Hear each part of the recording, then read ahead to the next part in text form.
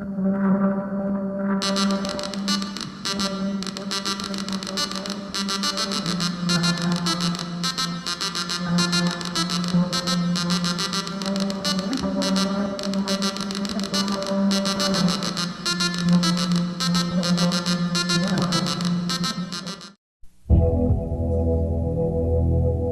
know what your TBBS is capable of.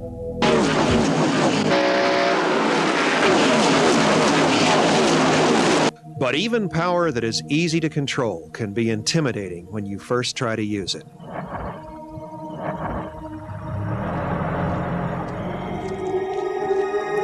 Fear not. While TBBS has power and flexibility to spare, with just a little knowledge and practice, you'll be well on your way to creating exactly the BBS you want. Hi, I'm Phil Becker, creator of TBBS. We all remember what it was like to be that student driver and to feel that unique combination of terror and excitement. It didn't take long for driving that car to feel as natural as breathing, but on that first day, you probably wonder how you would ever do it. That same feeling returns every time we start to use any powerful new technology. And while the concept of a BBS is very simple, to design the multi-user BBS you want and make it operate reliably, you're going to have to control some of the most complicated aspects of the computer art. And once you learn how to use TBBS, you'll find that it leverages your power to design bulletin boards, the same way your automobile leverages your power to travel.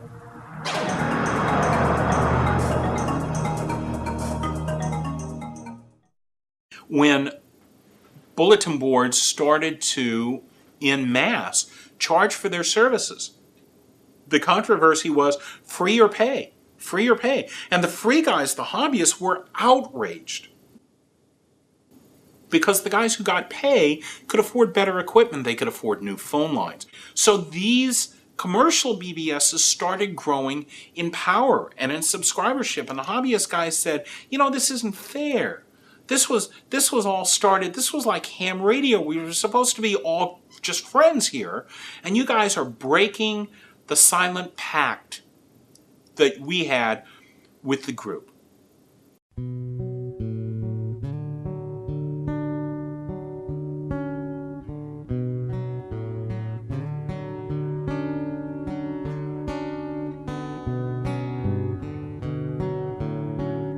That's where you lost the hobbyist aspect, and that's where you lost that heart that I felt was there.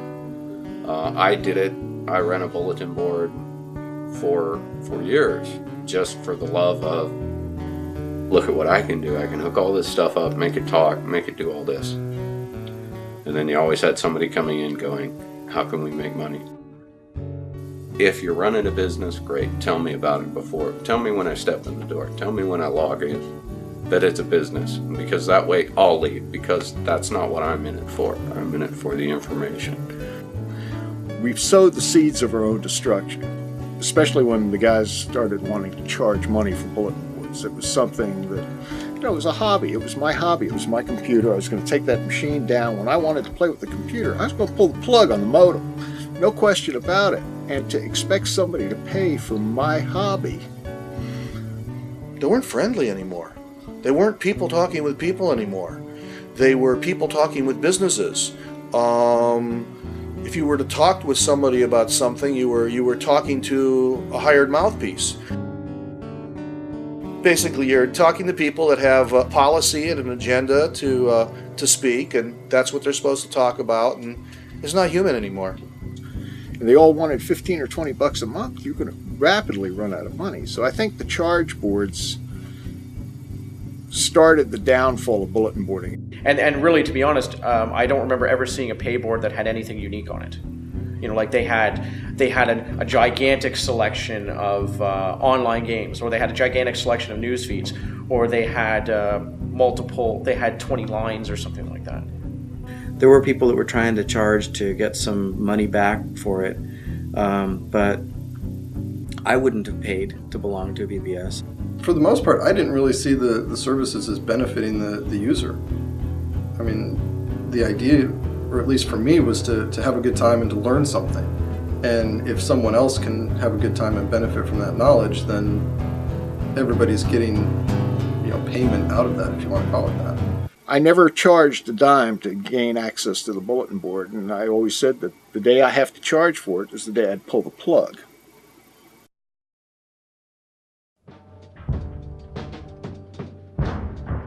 There have been times when I've, gone to the pawn shop on the behalf of SDF to pay for phone bills and things like that. I did have a couple of users that would actually send $20 every once in a while or something to help, just in general, to help keep it going. A lot of bulletin board systems ran on donations. And even this one, when I booted it up the other day to take a look at it, it says, yes, please donate to the BBS, $1, $5. The way I approached it was, for the first 5 years, I basically ran it as a freebie. Anybody that came on could not pay anything. From about 85, 86, and increasing from 1 line to 4 lines, and eventually up to 16 physical telephone lines, and having a 3-figure phone bill, I decided, hey, we're going to have to put some kind of price tag on people having unlimited access. That really was the sole purpose of writing it. It was just for my own use. The fact that other people eventually became interested in it, and it did in fact get sold to some people, wasn't really part of my original plan. The idea was never to go mass market with it. Yeah, I mean, it was only because I was at the right place at the right time with the right idea. That's always how it works in anything. We packaged it up and sold the first 1.0 TBBS. I could not imagine at that time that there was a marketplace for it. Originally, it was not built to sell at all. I didn't want to sell Synchronet at all at first. It was certainly not a commercial venture. What changes your mind? Well, there was sysops that were like begging me to give me money. I think I said 400 copies in 10 years or something like that. Well, it turns out that by the end of a year and a half, he'd sold way more than whatever my number was that I said at the time. And it was actually starting to make me some significant money on the side. 1989, that's when I left my day job and went to work for Clark Development and made it a full-time job for me. Prior to that, we were doing a lot of work on the site after hours, during lunch. People would send in checks. I was really surprised. I'd go to my mailbox and there was a check. What we really found was that charging, what the product was worth, really, I think, inspired people to pay for it. Once they saw that we were standing behind the product, that we were putting it forward, supporting it, enhancing it, and so on, it portrayed the image that it was worth that.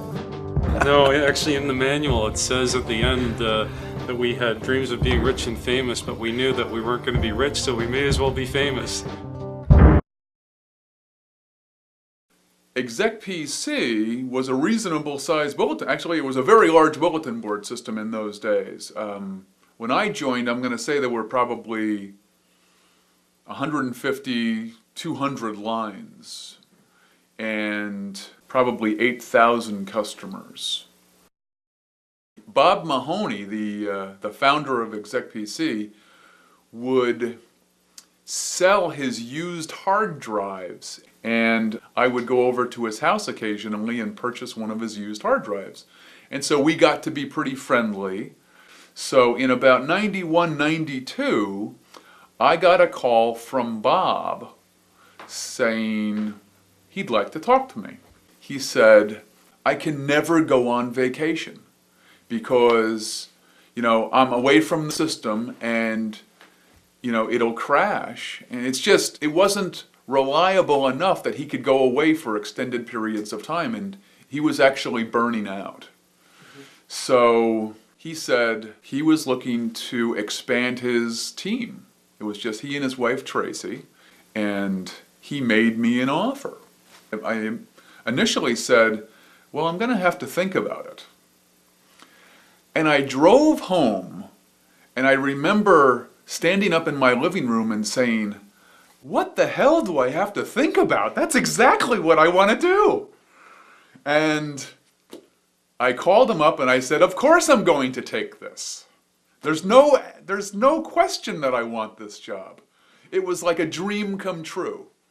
There were all these software guys that I hung around with in the Milwaukee area, and this was the dream job. We were having so much fun.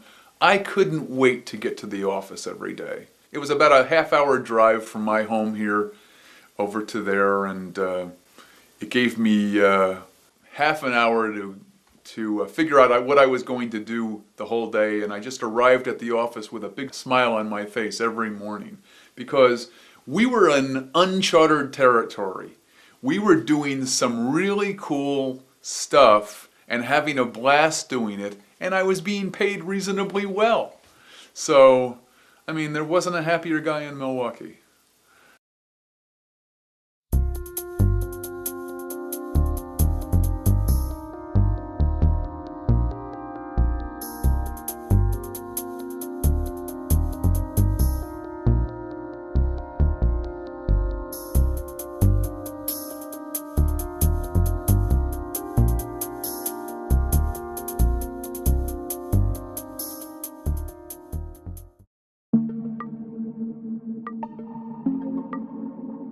The whole economic model of having a commercial BBS was suspect because you need to reach a certain critical mass before you can just keep it going.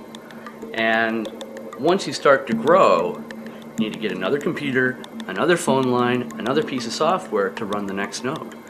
So you're taking yesterday's subscriptions to fund today's expansion. So unless you keep expanding and expanding and expanding, your business model just falls on its face.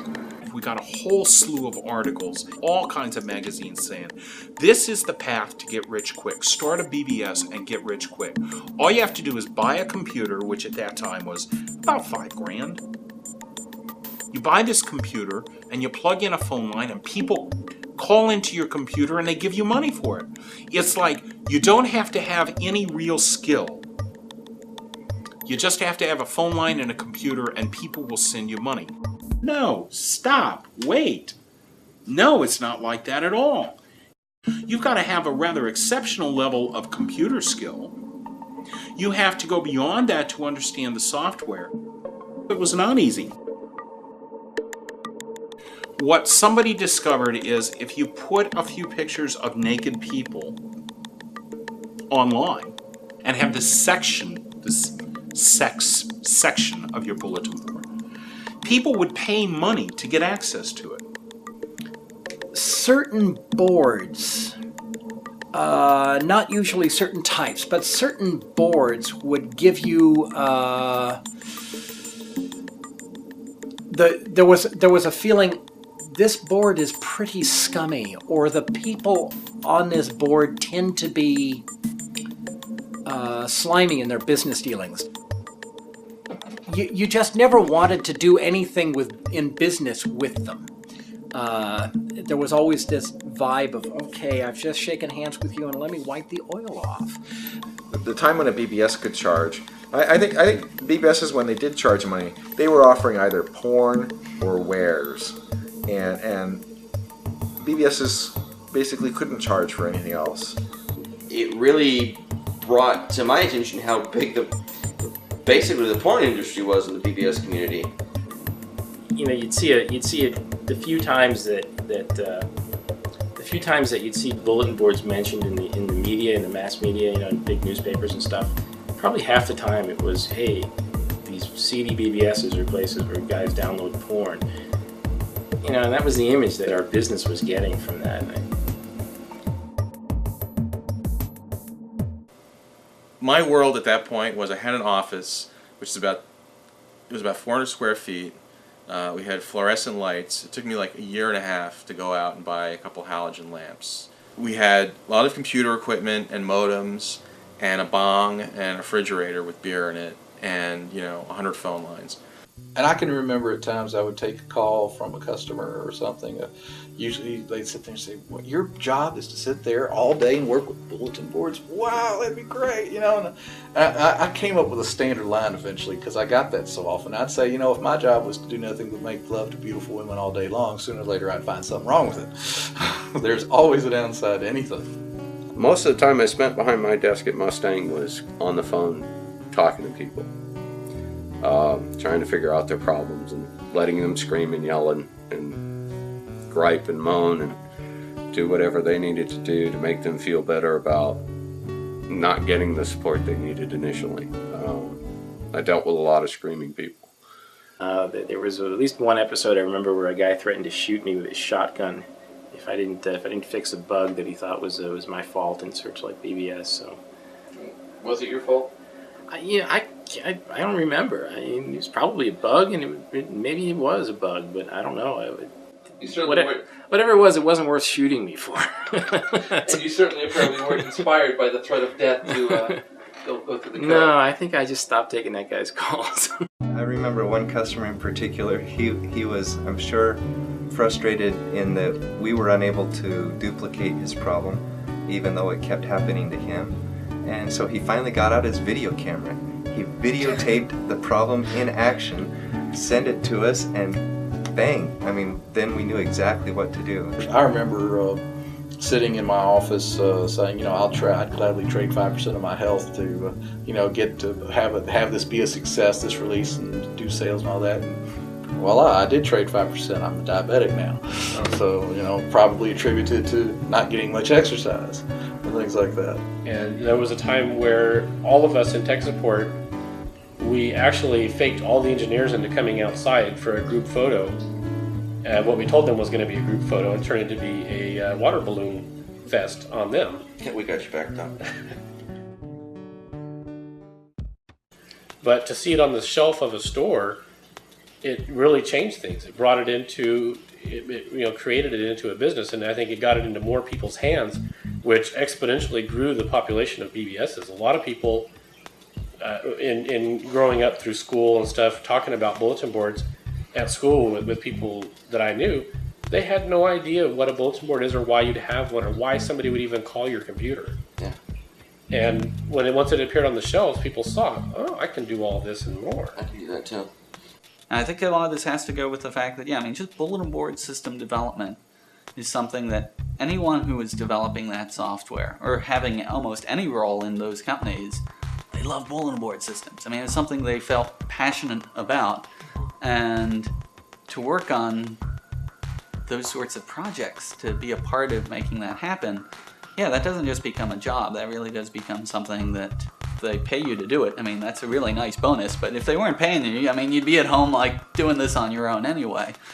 I think I probably had an exaggerated sense of responsibility, and it may have come from the fact that a lot of the customers were hobbyist customers, where it was, to them it was more than just they bought a product from a company. To them, they were sort of joining into this group, or to this this faction of bulletin boards that ran Searchlight BBS. So when we first started out, it was basically Fred and I working together, but then when we went full-time, we had a staff of 2 additional employees, I think, is what we had, working out of his basement.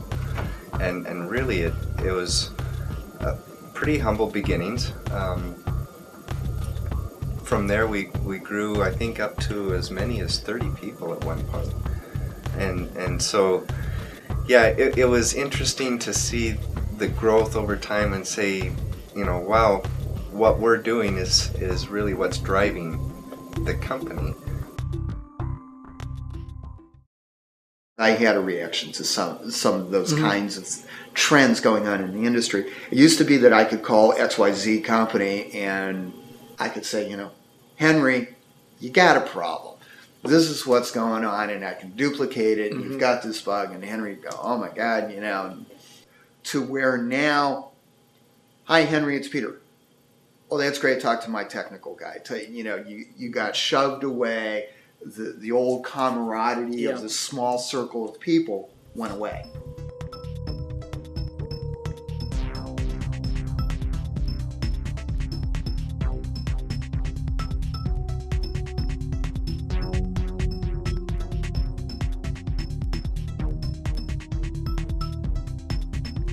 When TBBS said, we are now real, we have now arrived, instead of selling to George, we want to sell to Baxter Medical. That's a question that I think you'll find is not different here than it is everywhere, and that is something has a purity about it that should not be sullied by even accepting money if people want to give it to you. I am a radical free marketeer, and I believe that marketplaces are the best way to tell what has value and what doesn't. Because I think it's a test. As an engineer, it's just like putting a meter on something in my view. You can tell yourself what counts and pretty much make anything sound like it counts. But when other people tell you it counts, they can tell you a couple of ways. They can tell you with words, which are cheap, or they can write checks which say it really does count. And so I'm very much a believer that money doesn't sully anything. It ratifies it. In my world, or Phil's world, economics and money and capitalism and entrepreneurship is how you sort out the winners from the losers. If you have a product and 100 people will give you $10 for it, and then 1,000 people will give you $10 for it, it must be of some value. Otherwise, why would they do it? If you have a product that's free and nothing comes of it, and you don't even know how many people are using it, what was it?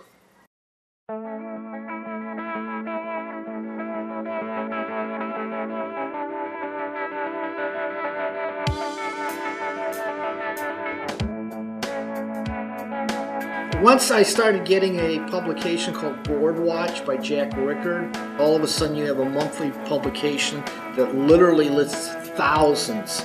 My brother called me and he said, "Hey, I found this magazine. You know, they're totally advertising BBS software and everything."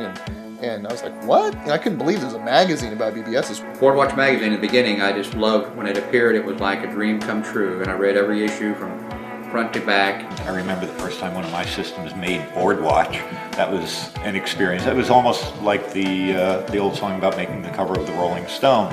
You know, for a sysop, being on the Board Watch top 100 list was big time. You know, you made it. Yeah, I think Board Watch magazine made me start to feel guilty about operating. You know, it felt like I'm supposed to be making, money out of this. The character of Board Watch was the character, Jack. It was him through and through. He was evident all the way through the magazine. His choice of writers, his choice of style, the way it looked, was Jack. He was such a elegant writer. He was so non-corporate in his ways. You know, he's one of those guys that got hate mail, and the only thing that changed was the subject, pretty much from the start. Being opinionated was almost a professional gig. If I didn't have an opinion about it, it didn't cause any reaction in me and probably wasn't important and no one would be interested in it. And if it did, I'd go ahead and put it in there. There was no pretense at editorial objectivity. It was, this guy's developed this and it's a stupid thing and it shouldn't be done and he won't last 6 months. He usually had a smile on his face. That's what I'll say that about Rickard. He was a pretty happy guy. He was a force on Galacticom that I sort of looked like our other competitors. It wasn't always a friendly force. In fact, sometimes I'd say it was a downright hostile force, but it was a force that nonetheless made us stop and address issues and perspectives that we wouldn't have necessarily been paying attention to. But he was one of those sort of voices out there that just did not support bullshit. You know, other things being equal, it'd sure be good if Jack thought good things about us.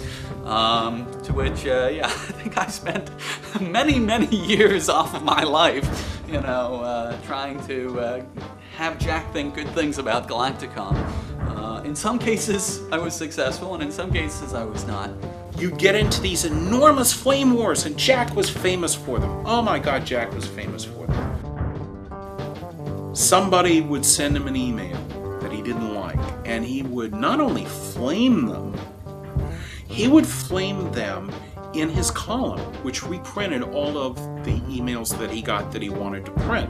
It was an enormously popular section of Board Watch magazine, but Jack just ran amok with a bloody sword at times.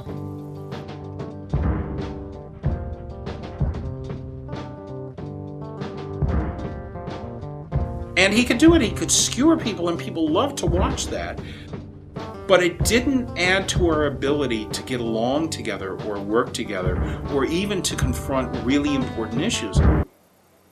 If I tell you that this wireless 802.11g item that I'm looking at right now will do a 54 megabit data rate, that's sort of a dry kernel of information. If I adopt a position on whether it should do it at all, it's a little bit easier to convey in a entertaining fashion, one that you'll remember. And if I describe to you the politics of how they came to that encoding scheme and who the guy is that did this and why he was almost knifed by his own employer because that wasn't really the politic thing to do at the time, what will cause you to read it is my opinion on it and a story about a person. You know what was funny with the BBS world and this concept of competitors, I know we all got into it. Certainly Galacticom tried to compete very vigorously with eSoft and Mustang, but that was really a case where it was a rising tide lifting all boats. There were very few cases where I think we were taking customers away from each other. When you're on the field, you actually are trying to kill the guy across from you. But at the same time, if he kills you instead, you admire him for having done it. You know, like going out playing football, you know, where afterwards, you know, everyone can go get a beer. And you both will go out afterwards and buy each other a drink and be great friends. And it wasn't bitter. It wasn't like, you know, we really need to get those guys. The whole BBS industry was large enough for all of us to profit, all of us to benefit from it. So it wasn't a real competitive industry. It wasn't a real cutthroat business, if you will. It still stayed friendly, even in the marketing of it, in the sales. It was kind of a friendly competition kind of thing. I mean, it was more like, it wasn't like stomp on the other guy. It was like one-up him so that he could one-up you, so that you could one-up him, and just kind of both of you are improving each other by way of competition. We were just trying to show each other up on innovations, and I mean, wow, just what an incredible force that was. Yeah, I think competition did a lot of good for everyone who was in that commercial sector.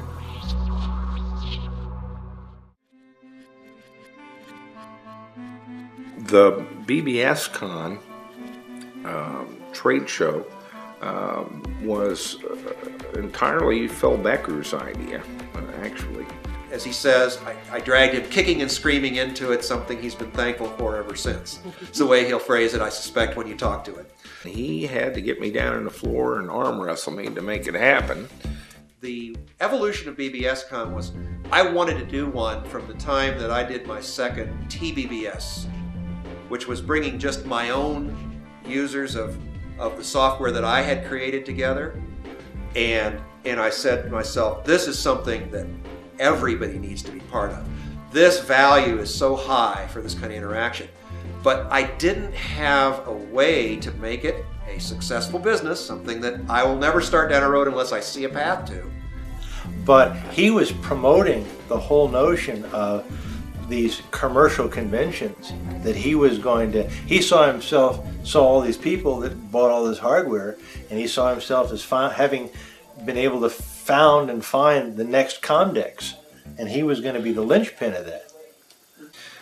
There were a number of uncomfortable elements about it. For me, I sat in a dark room in the Colorado mountains and wrote stuff and mailed it to people. This show required me to get up and speak in front of them. But Phil was the one that really got that off the ground. He actually would come over to my house, talk about it endlessly. I finally gave him a check, said, okay, here's my half, let's go do it. And so we started out to do the first one in '92. And my goal from the very first was 1,000 people. I said, I want to make a statement that this is really an industry, and it really has a constituency, and it really has an audience, because it's the only way we're going to get commercial people to pay us sponsorship fees and do booths and make a convention that pays its way. The biggest thing that was rewarding Well, our initial innovation was, as you say, the meetings that they had were in Howard Johnson's in Kansas, where it would be cheap. I went to the first one. It was amazing. That's actually, here it is, what, 12 years later, and that convention was still the best convention that I've ever been to in my life. It was held in Colorado Springs. It was very upscale, and it made the most expensive gathering that any bulletin board system operator had ever attended. It was a 5-star convention center, and it was first class all the way. I remember we were outside, the weather was gorgeous, and we were outside, and here come these waiters with trays of cookies, just delivering them to all of the participants at this convention. They just cranial detonations at what the room prices were, the registration, everything about it was just entirely too expensive, and no one would go. Except that actually a lot of people did come. And one of the big features of BBS Con, BBS Cons to come, were the parties that various groups would have. The Galacticon party for all of our customers. I mean, we look forward to that more than like any other aspect of those conventions. I went to a lot of seminars, and they had a big matrix of seminars. It was a couple days long, and I went to a couple seminars, and basically it was just people talking about how to grow your BBS and add new services, what attracts callers, and so forth. And it was a lot of fun, and it was also very informative. The 6 months leading up to BBS Con was this incredibly intense time inside Galacticon, where like everyone in engineering and in marketing, I mean, we were all focused on how can we just blow everyone out of the water at this next show. And I mean, what a phenomenal force for like just encouraging innovation. The first thing that impressed me is that there was a business there. A lot of people were selling equipment to other people who wanted to run bulletin board systems. And the second was the fact that there was a magazine that was devoted to bulletin board systems. And Jack clearly figured out the formula for taking advantage of that. And the thing is, we brought Vinton Cerf to BBS Con not to talk about BBSs. I don't even know if he'd ever heard of one before he got there. We brought him there to have him tell the audience what was getting ready to happen to communications and computers. And our goal was every year we wanted somebody to come into one of those tabletop booths, and the next year see him with a company that was making him money and paying him a salary. And we did that repeatedly. Every year we saw that. I would go to those conventions just to see what was going on out there. The first few conventions, I actually went with a booth. And, after I think the second or third one, we just said, what are we trying to do here? Kind of singing to the choir. And it was sort of like, well, we know there's a market for all of this stuff, and God knows there are zillions of BBSers, but what will we do with this? And so they really didn't know. We would see a lot of our old customers, but everybody knew about us, and so we weren't really gaining any new customers by having a booth there. I was okay with, because it kind of harkened back to the early West Coast computer fairs. You've got all the innovators that are out there, showing their new stuff. But past about that second year, it started to feel really commercial. We're not doing it for doing it anymore. We're doing it because we can make money at it. And that's where I started to kind of go, yeah, I think most of the smaller guys got short shrift. I think Searchlight to a large degree, and the Robo FX guy was there, and he had a very impressive display. I mean, we'd go to these we'd go to the BBS cons. We'd spend a lot of money to get to BBS con. We'd set up this booth. We'd have truckloads of equipment that we'd bring in. It cost a lot of money. Took a lot of time. And who would walk up to my booth is not some guy with you know, $10,000 to spend on a solution for his online services, but, you know, Joe BBS guy from New Jersey saying, you know, you got something you can sell me for 35 bucks that's going to let me talk to my friends online. That was a little disappointing. Well, I just think there was a conflict of interest. I think, you know, the people that are writing the articles are the same people that, you know, are best friends with or own, you know, part of the competition. So they're not going to, you know, give a fair share to each company. You know, it was unethical. Those things never really paid off for us. I know they must have paid off for somebody because there was, you know, they had them every year and people would go. So, you know, they obviously had something against us. So the fact that they did and they're in bed with Jack Rickard means that, you know, they're not going to do anything to help promote our software. So, you know, there was some conflict of interest there for sure. You know, at a certain point in there, we probably spent more time with each other than with anybody else, both of us. But the truth is, that wasn't going to make any difference. The only edge it gave me was I could get his attention to ask him to look at something. But once he looked, it's going to be his outlook it wasn't going to be mine. I wasn't going to be able to influence it. If the fix was in, Phil Becker and TBBS, I can assure you, would have wound up owning all of bulletin boards and the internet. But they didn't.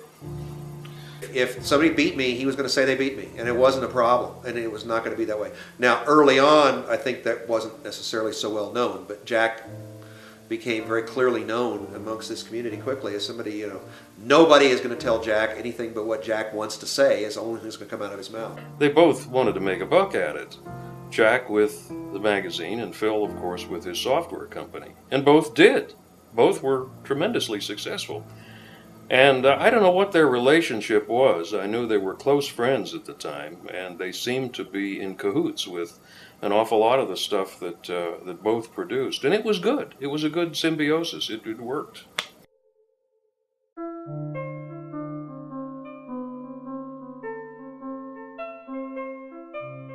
There is nothing permanent in computers. Everything has a life cycle, and don't fall in love with any part of it so deeply that you can't make it a comfortable part of your past.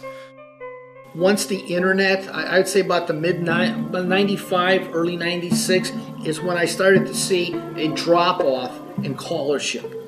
Here's the deal. I kind of feel like I'm telling people to get ready for this thing that's coming. And I'm describing a tsunami. And since it's 4 inches tall out in the Pacific, they've come down with buckets. It's going to wipe out, you know, the beach. Instead of embracing the internet, I made the comment to my wife, oh, this is a new thing. It'll go away in a couple of years. You know, it's like, okay, you know, you live and learn. Once it started to become ISP watch instead of board watch is when I was really turned off by it, because that shift started to happen before the BBS scene had died. There was this huge division drawn by the participants between the internet and bulletin board systems. I was tone deaf to that. It looked like the same thing to me. Since, as I say, we covered the internet from 87 or 88, and bulletin boards from about the same time, I didn't realize how divided our audience was. Not anything against board watch at all, but as they were making a business decision. But I was disappointed in how quickly the lack of BBS coverage, it just disappeared in like 96 and 97. And I really think the people that I had in mind as our readership, it wasn't.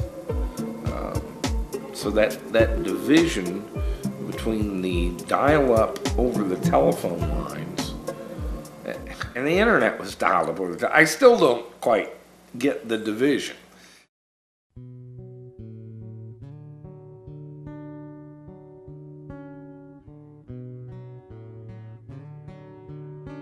Mustang was falling apart. One of the worst days of my life, and I'll never forget it, was walking into my QA lab, and my guys were already at work, and they read me the headlines of that day, which was went to Synergist into agreement to purchase Mustang software. And from that day forward, I knew it was over. The Mustang that I grew up with, that I knew, was done. I mean, the day came, I think it was like May 13th. It was a Monday, so you'd have to check your calendar. But it was towards the middle of May. And we got about 3 hours in, and he just came in and said, "You can keep working, but I can't pay you any further than this very moment." And he wrote a handwritten check for, like, I think it was the new pay period, 3 hours. It was rather sad to see that. I knew Fred, I knew David Terry well. I considered David a friend. David had removed himself from day-to-day operations at CDC by that time, but just being connected, associated with it,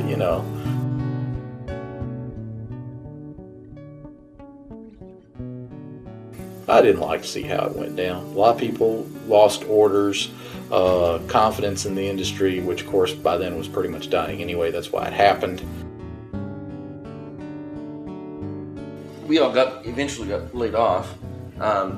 There's still a core group of Mustang people over the years to keep in touch, email, chats, the like. When Larry and I finally eventually got laid off from the company that eventually ended up buying the company that bought Mustang, we had a meeting where they basically told the engineering department that they were laying everybody off, and there was only a few people left, and they had another meeting saying, well, they're laying everybody else off. I didn't even get out of the meeting before and to my desk before I actually literally had voicemails, people calling on my cell phone, people leaving me instant messages going, "Is it true? Did you actually get laid off?" I mean, literally within seconds, people were, from across the country, friends from in Georgia and Texas going, "Dude, I heard you got laid off."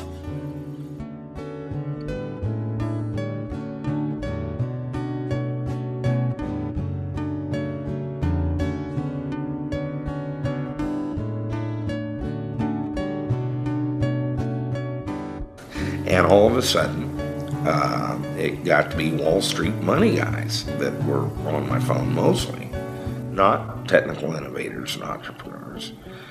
People were raising $100 million on a 16-page paper plan for something that was goofy. If it was done, it was a stupid idea and nobody needed it.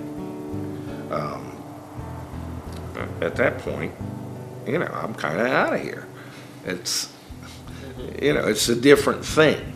The townies have moved in. We're not on the prairie here. There's no Dodge City, right? This is all townies. And so they don't need me, and I'll move along and go find something more interesting.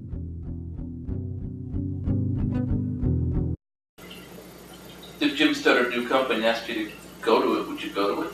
In a heartbeat. No question. It's not even an option. Yeah.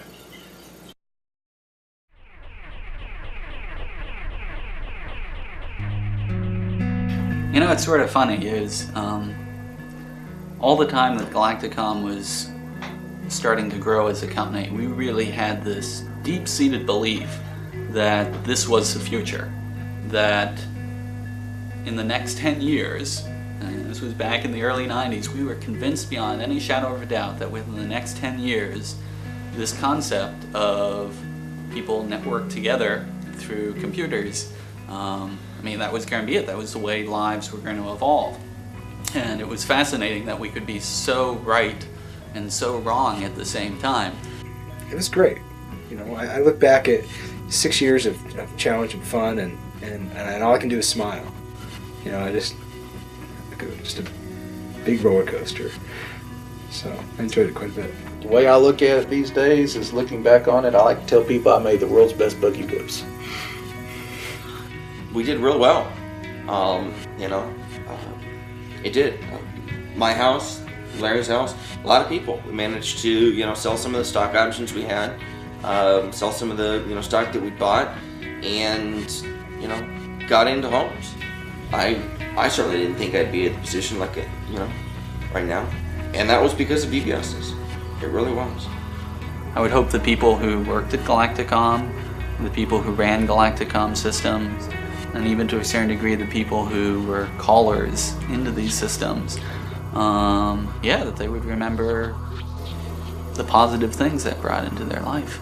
I mean, I remember the time that I got a call from a customer who called me up and just said, and I'm not going to use their name because when you hear the story you'll understand why, but called me up and said, Phil, I just have to thank you for what you've done. And of course, when a call starts that way, you never quite know what's going to happen. But I said, okay, and what was that? He said, well, when I came across your software, I had been spending a week with a pistol every day, trying to decide whether I should make it to tomorrow or end it.